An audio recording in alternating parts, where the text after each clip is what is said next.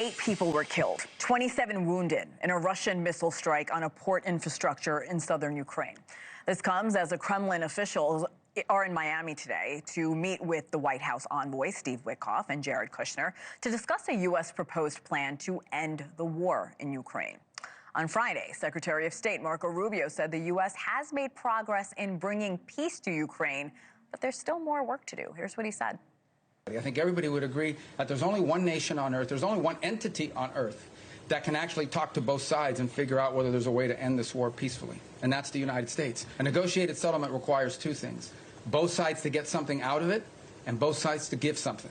And we're trying to figure out what can Russia give and what do they expect to get, what can Ukraine give and what can Ukraine expect to get. In the end, the decision will be up to Ukraine and up to Russia. It will not be up to the United States. Joining us now, Joel Rubin, a national security expert and former Deputy Assistant Secretary of State under President Obama. Joel, always good to see you. Welcome back. You too, Hena. Good morning. Good morning. This week, U.S. officials met with Ukrainian and European representatives to discuss security guarantees for Ukraine. We're talking territorial concessions and other aspects of this plan. Now it's Russia's turn. What do you think will come out of these talks? Well, these are talks that, as you just laid out, have behind them Russian aggression that continues. Yesterday, Vladimir Putin gave an end-of-the-year press conference, a 4-hour marathon, where he talked about how he, let's call it pinky promised he wouldn't invade the West if they somehow, quote, respected Russia. So it's still the same old Russia, the same old Putin. And that makes these talks very difficult because we aren't seeing a change in Russian behavior. We also are seeing Europe step up.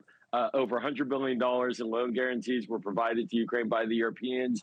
And that's a strong statement that Ukraine is getting the backing it needs. But I think we need to do more. I think the United States, we need to pass more aggressive, firm sanctions on Russia and really let Vladimir Putin know that he can't have it both ways, that he can't get a negotiation, as Secretary of State Rubio describes, and then still bomb Ukraine and threaten Europe after it. You mentioned that President Putin held his annual press conference. He did say he wants to see peace without any military conflicts in the next year.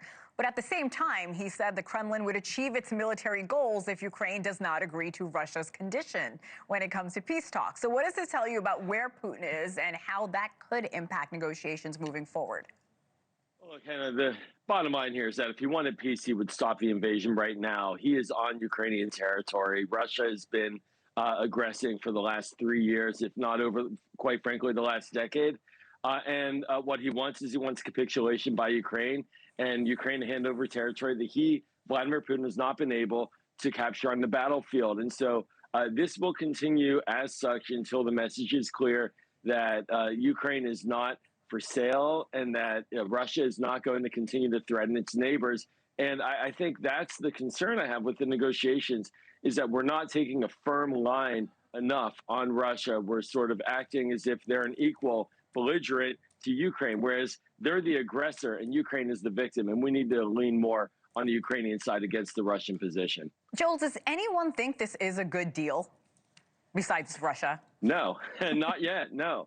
But look, I do want to say, and I will give them credit, that the administration is trying to find a negotiation. I'm putting out recommendations on how I believe it should proceed to get to that point. And it's very important that we get a deal.